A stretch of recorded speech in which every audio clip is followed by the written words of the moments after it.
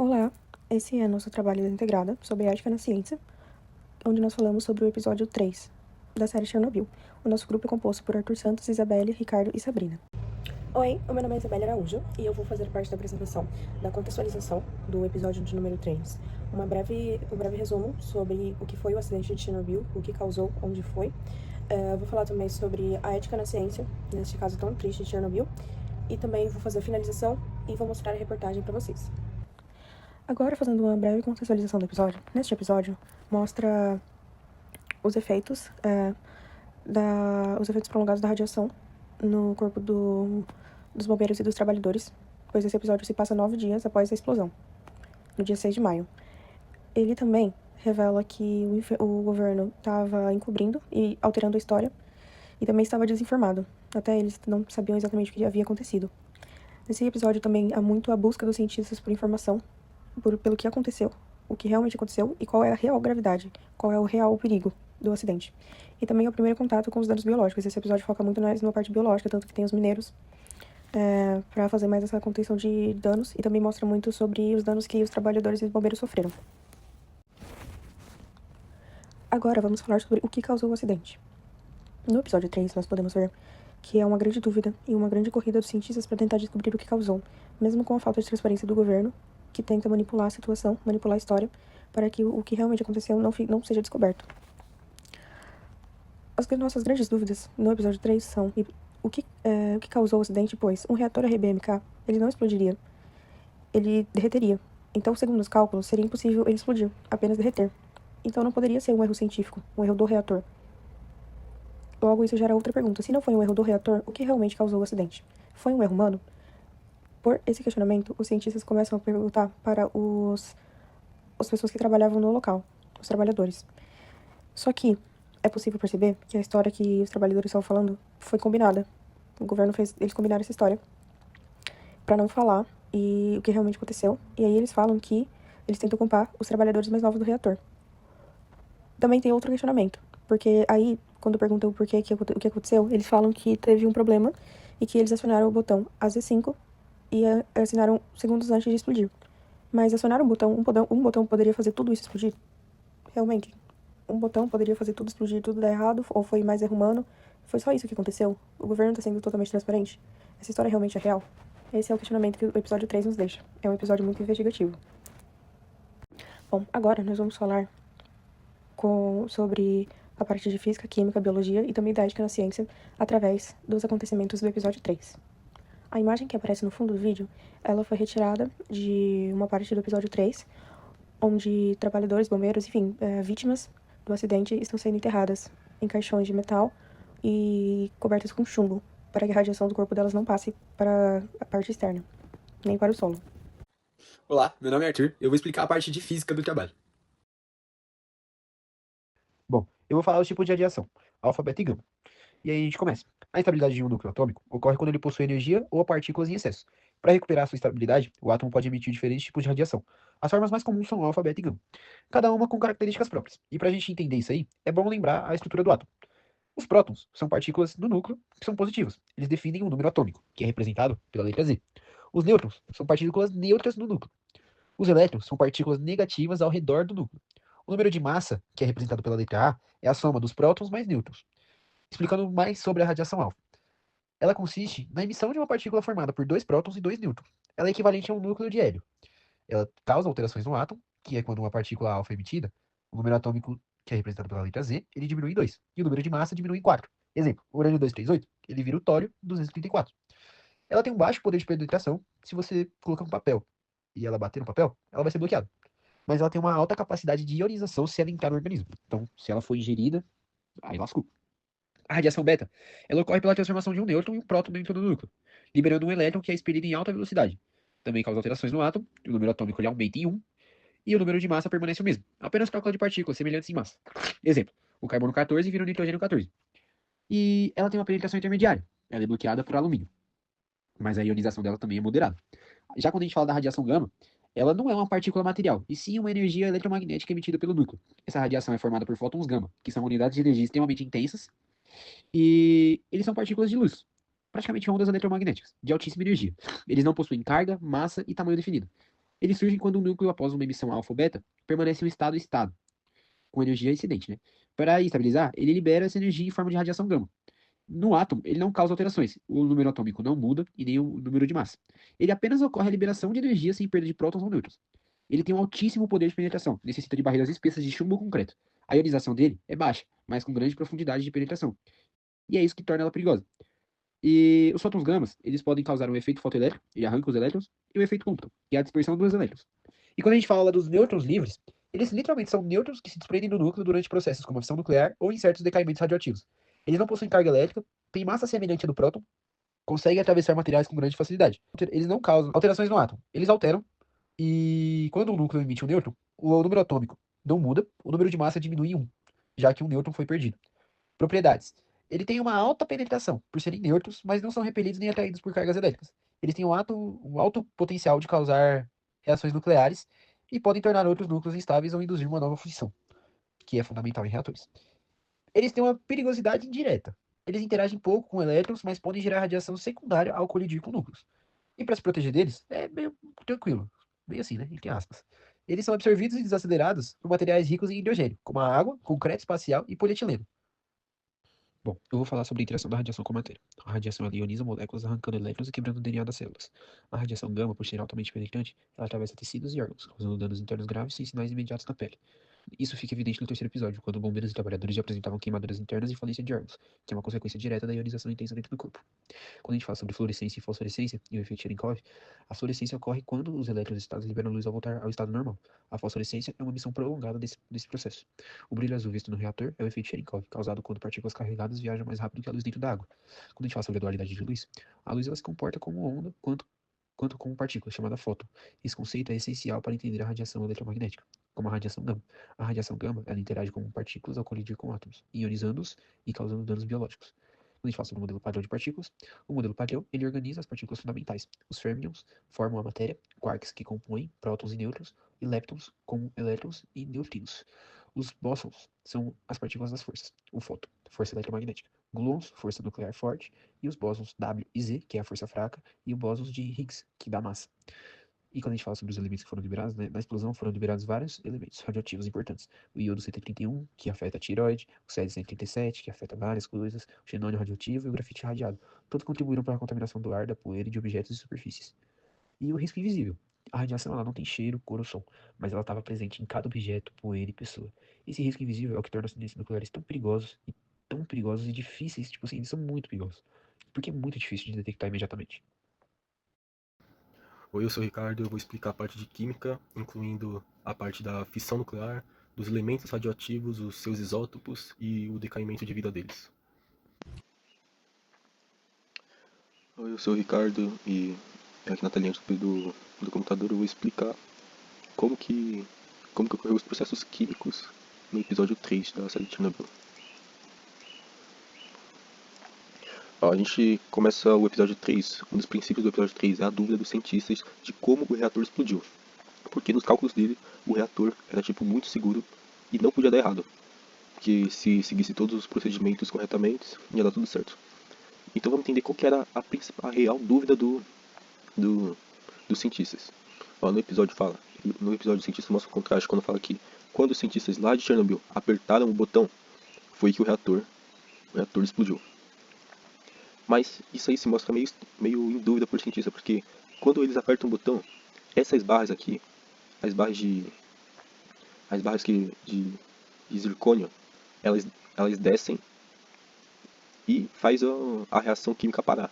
Ou seja, é como você desligar um carro e o carro explodir depois. Não faz sentido. Essa é a principal dúvida dos cientistas, como que o botão de segurança causou toda a explosão assim. E a gente no episódio 3 ainda não sabe como o reator explodiu, mas eu vou dar um spoilerzinho aqui, ó, nessa parte. Fiquem com isso em mente. E aqui eu vou falar dos isótopos radioativos da série que mostram preocupação no episódio 3. Ó, essa imagem aqui é bem no começo do episódio, que o professor ele questiona a zona de exclusão, porque pô, os caras dos militares lá falaram, não, a zona de exclusão tem que ser só de 30 quilômetros. Mas o professor, ele viu Ele viu relatos de urânio do Césio-137 a 200 quilômetros longe da usina de Chernobyl. Então, para ele, a zona de exclusão de 30 quilômetros ainda é muito pouco. O problema o real problema que faz com que tivesse essa zona de exclusão, que precisasse dessa zona de exclusão, são os elementos radioativos. Um dos principais é o Césio-137. O Césio-137, galera, ele tem uma fácil absorção na natureza, ou seja, ele pode se contaminar facilmente para os rios, que dos rios vai para os animais, que dos animais vai para os animais que a gente come, depois vai a água que eles bebem, e tipo, no fim, dá muito ruim, porque o Césio-137 ele se contamina muito rápido na natureza, ou seja, ele vai estar em árvores, ele vai estar em rochas, pedras, tipo, toda aquela região de Chernobyl, a área perto de Chernobyl, as florestas, as matas, meio que já era por bastante tempo. E também o Césio-137 ele tem uma meia-vida de 30 anos.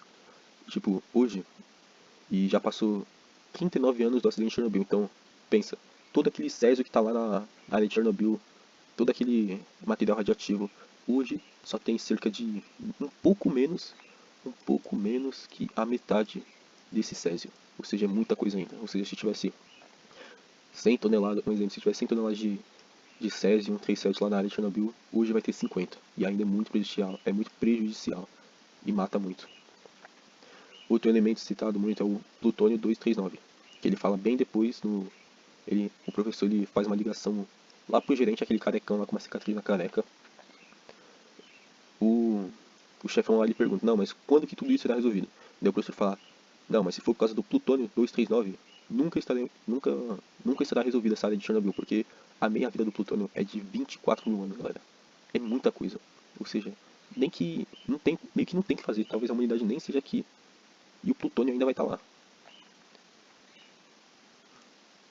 Daqui tem as reações químicas tóxicas que fazem dar ruim também, ó.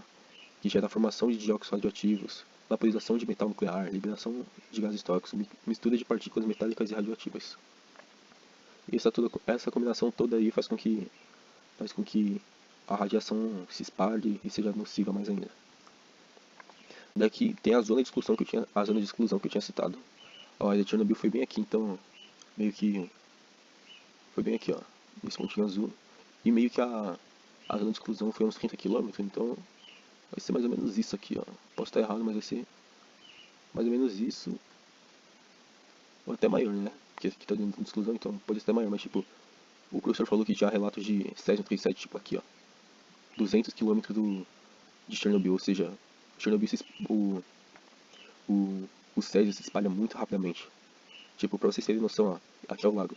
Se o Césio tá aqui em alta quantidade, toda essa vegetação aqui de floresta vai ser contaminada pelo Césio, ou seja, praticamente perdida por bastante tempo.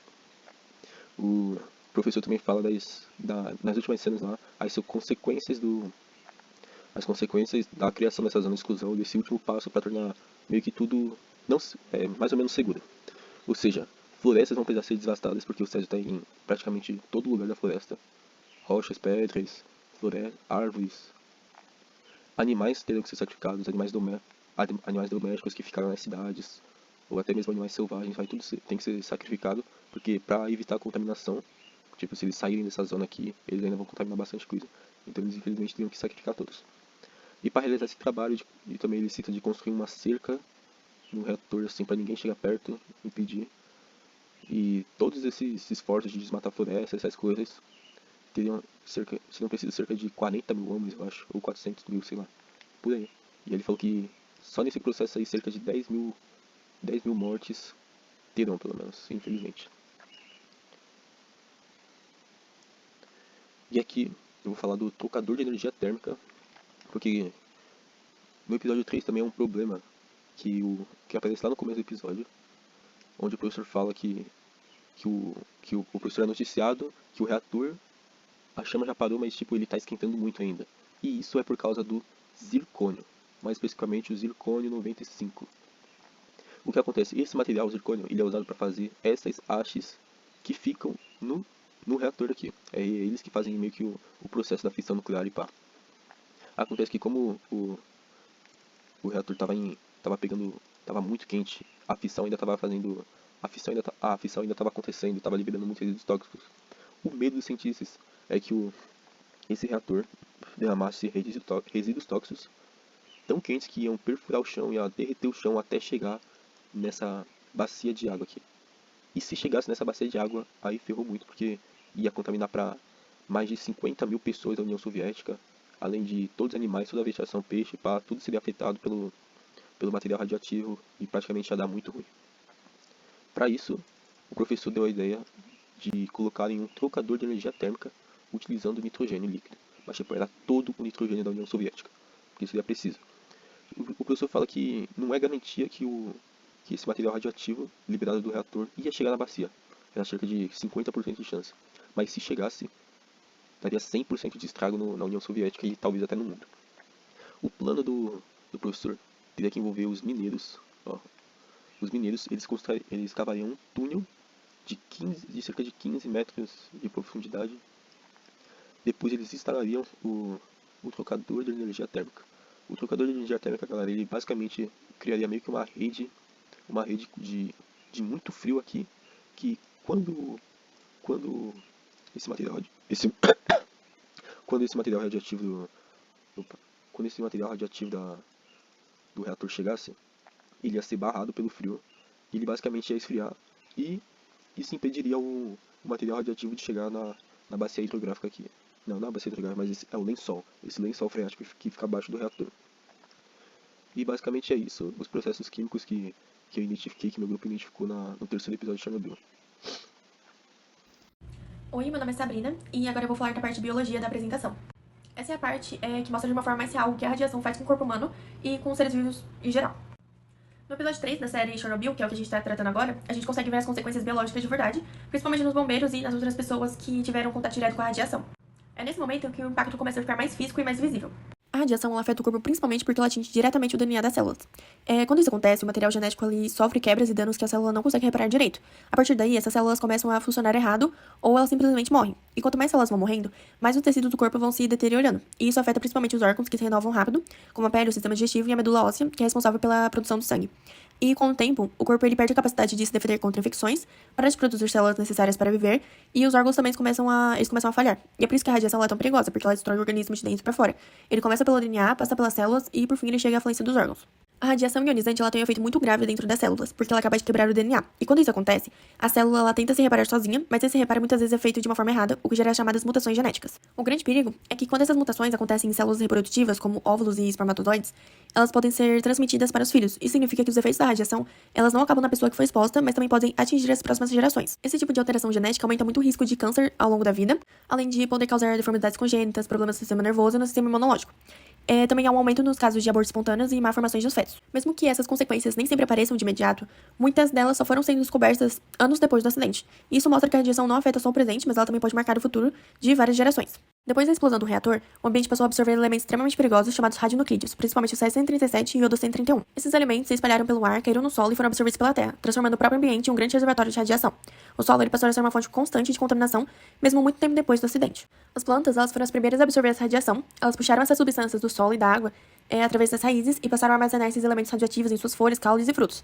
E mesmo quando pareciam normais, por dentro, elas estavam sim contaminadas. Pois os herbívoros, como vacas, veados e outros animais que comem plantas, eles ingeriam essa vegetação contaminada. E como eles comem grandes quantidades de plantas todos os dias, a concentração de radiação no corpo deles passou a ser maior do que das próprias plantas e esse processo chamado de bioacumulação. No topo da cadeia alimentar estão os predadores e também os seres humanos. Eles recebem as maiores doses de radiação porque consomem carne, leite, água e vegetais contaminados ao longo do tempo. Ou seja, quanto mais alto na cadeia alimentar, maior a concentração de radiação acumulada no corpo. No episódio 3, mostra que a contaminação não acontecia apenas na natureza, mas também no próprio corpo dos trabalhadores que tentavam conter o desastre. Um exemplo são os mineiros, que foram enviados para cavar um túnel embaixo do reator destruído, e a missão deles era impedir que o núcleo derretido entrasse em contato com as águas subterrâneas e causasse uma segunda explosão ainda mais catastrófica. Esses mineiros, eles trabalharam em túneis extremamente quentes, sem ventilação adequada, respirando poeira radioativa e sofrendo exposições diretas todos os dias. E eles praticamente não tinham nenhum tipo de equipamento de proteção, e muitos trabalharam sem camisa por causa do calor absurdo. Isso significava que a contaminação atingia diretamente a pele, os pulmões e o sangue, mostrando que a radiação não afetava só o ambiente, mas também o corpo humano de uma forma lenta e silenciosa. Bom, agora eu vou falar sobre a síndrome aguda da radiação. Acontece quando uma pessoa é exposta a uma quantidade extremamente alta de radiação em um curto período de tempo, como aconteceu com os bombeiros e os trabalhadores lá em Chernobyl. Os primeiros sintomas, eles aparecem bem rápido, como náuseas muito fortes, vômito, tontura, febre alta, entre outros sintomas. Algumas pessoas, elas desmaiam, elas não conseguem ficar em pé e sentem o corpo inteiro queimar por dentro. Em alguns casos, a pessoa pode até parecer melhorar por um pequeno período, mas a gente chama de falsa melhora, quando na verdade o corpo está entrando em colapso. As células que deveriam estar se renovando, elas começam a morrer, principalmente as células do sangue, da pele e do sistema digestivo. Depois de tudo isso, vem a fase mais grave, que é quando a medula óssea simplesmente para de funcionar, o sistema imunológico praticamente desaparece e o corpo ele não consegue mais se defender de nenhuma infecção. Os vasos sanguíneos, eles começam a se romper por dentro e a pele começa a se soltar em camadas. No episódio 3 tem uma cena muito forte, que é essa aqui que tá no slide, que é dos bombeiros deitados na cama do hospital com a pele descamando. Isso não é uma queimadura comum, é a radiação destruindo o corpo de dentro pra fora, mostrando o estágio final dessa síndrome, que é extremamente doloroso e quase sempre fatal. Aqui a gente consegue ver o que aconteceu de verdade com os bombeiros que chegaram primeiro à usina. Em poucos minutos, o corpo deles já tinha recebido uma quantidade de radiação que o corpo humano simplesmente não consegue suportar. E eles não perceberam isso na hora porque a radiação ela não tem cheiro nem cor e também não causa nenhuma dor imediata. Além disso, eles tiveram o que a gente chama de queimaduras por radiação, que não são queimaduras por fogo. A pele ela não queimou pelo calor, mas sim porque as células da pele foram sendo destruídas de dentro para fora pela radiação. Como eu já tinha falado no slide anterior, no episódio 3, né, isso fica muito claro, que quando o bombeiro ele aparece deitado na cama do hospital, com a pele toda descamando e o corpo já muito debilitado. Outro efeito muito grave foi o decaimento da medula óssea. A medula ela é responsável por produzir o sangue e as células de defesa do corpo, né? E quando ela para de funcionar, a pessoa ela perde a capacidade de combater infecções e de manter o corpo funcionando. Por isso, muitos começaram a ter hemorragias internas e infecções muito rápido. E por fim, os órgãos eles começaram a colapsar. O sistema digestivo, o fígado, os rins, o coração, eles começaram a falhar ao mesmo tempo porque as células desses órgãos já estavam muito destruídas. E o episódio ele mostra essa deterioração de uma forma muito realista, mostrando como o corpo ele simplesmente entra em colapso depois de uma exposição extrema à radiação. Agora vamos falar sobre ética na ciência, que é algo muito importante. A responsabilidade científica em Chernobyl nos mostrou que esse desastre serviu para nós aprendermos a nunca mais repeti-lo e nunca mais cometer os mesmos erros, pois a falta de transparência do governo fez com que inúmeras vidas fossem perdidas e também fez com que aquele lugar se tornasse a maior zona de exclusão do planeta. Então, a ética científica obriga sempre as pessoas a exigir e reconhecer o perigo, pois informar a população é algo que é mais de obrigatório, pois somente com transparência, todos esses erros poderiam ter sido evitados e também coloca as vidas acima de qualquer coisa, qualquer política, dinheiro, acima de qualquer coisa. E isso mostra, principalmente no episódio 3, sobre as vidas que poderiam ter sido salvas. As vidas dos trabalhadores, as vidas dos bombeiros, que nem sabiam com o que eles estavam lutando, que aquilo mataria eles, essas vidas teriam sido salvas, além do local que foi contaminado. Agora nós vamos ver a conexão entre as áreas, pois a física vai explicar a origem da energia e do tipo de reação liberada, a química também descreve quais elementos e isótopos foram gerados e como eles se comportam no ambiente, a biologia mostra como esses elementos atingem células, organismos e ecossistemas, e agora, no geral, com base no episódio 3, isso fica claro quando cientistas, médicos e autoridades confrontam dados de medição, sintomas clínicos e padrões de contaminação. E com a integração dessas áreas, elas nos permitem a entender o que aconteceu e como reduzir os danos. Vamos agora reproduzir nossa mini reportagem de 5 minutos. O vídeo resume os principais pontos sobre o acidente no geral e enfatiza a dimensão humana e ética da catástrofe. Em seguida, vamos retornar para a finalização da apresentação e conclusão.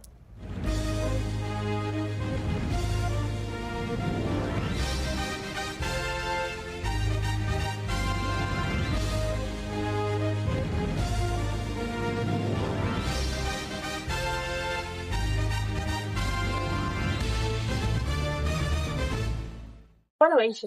Na reportagem de hoje, iremos relembrar do acidente terrível que aconteceu na usina nuclear de Chernobyl. The chain of disaster is now complete.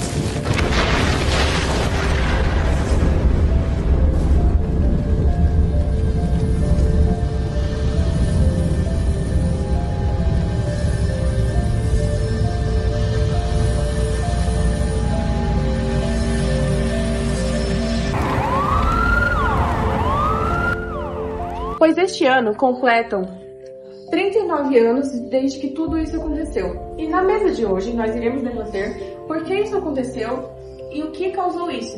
Nosso intuito é relembrar para que o erro nunca mais se repita. No dia 26 de abril de 1984, o reator de número 4 da usina de Chernobyl explodiu. E não foi apenas um simples acidente. Isso aconteceu por inúmeras falhas humanas e o adiamento de algo que deveria ter sido feito há muito tempo, mas acabou que não foi feito. Também, além disso, Uma falta de transparência da União Soviética fez com que os cidadãos da área sofressem um perigo inimaginável que foi se estendendo por dias. O acidente ele não foi apenas técnico, ele foi humano. Os operadores desativaram os sistemas automáticos de segurança e ignoraram os relatórios sobre as falhas que o reator teve. Mesmo assim, eles continuaram o teste. A pressão política para que o teste fosse concluído rapidamente teve mais força do que a segurança. Se os cientistas e engenheiros tivessem autonomia para parar o processo, se a verdade tivesse sido comunicada sem medo de punição, o desastre poderia ter sido evitado. E a ciência ela foi silenciada naquele momento. O preço foi pago e foi altíssimo. A explosão lançou diversas partículas radioativas para o ar. A radiação é uma energia invisível capaz de afetar órgãos e células sem causar dor imediata. Após a explosão, os bombeiros foram chamados para tentar amenizar a situação. Porém, pela falta de transparência do real perigo que eles estavam correndo, muitos bombeiros foram expostos a doses letais de radiação em poucos minutos. Isso mostra que a falta de transparência sempre implica um risco gigante às pessoas que estão envolvidas no caso. A síndrome aguda da radiação faz com que gere perda de cabelo, falha nos órgãos internos, queimaduras internas e, em muitos casos, a morte em poucos dias. Isso tudo poderia ter sido evitado caso houvesse uma real transparência do real perigo que aqueles bombeiros estivessem correndo. A contaminação não ficou somente nas pessoas. A radiação caiu sobre solos, animais, florestas e rios. Elementos como o césio 137 e iodo 131 entraram dentro da cadeia alimentar. Crianças beberam leite contaminado, animais sofreram mutações, e até hoje a zona de exclusão continua sendo um dos lugares mais radioativos do planeta. Se a evacuação tivesse sido imediata, milhares de vidas teriam salvas e elas poderiam ter evitado a explosão. Mas as autoridades demoraram mais de 36 horas para retirar a população do local. Isso foi um atraso que causou danos irreversíveis. E agora, falando sobre a ética científica, a ciência tem muito mais do que a responsabilidade de sempre alertar sobre riscos, mesmo quando isso contraria os interesses políticos. Quando os cientistas são silenciados, erros deixam de ser prevenidos e passam a ser inevitáveis. E quando informações são escondidas da população, a tragédia deixa de ser um acidente e se torna consequência da negligência. E com tudo isso, nós esperamos que esse infeliz erro nunca mais volte a acontecer. Que essa explosão em Chernobyl seja só mais uma triste lembrança de algo que poderíamos ter evitado e que ficou no passado, pois não iremos cometer os mesmos erros de novo. Pois com a ética e a transparência, e o respeito à ciência, tudo isso pode ser evitado. Meu nome é Isabelle Araújo e essa foi nossa reportagem especial de 39 anos da tragédia de Chernobyl, na qual nós esperamos que nunca mais aconteça nada parecido, por erro humano. E é isso, boa noite.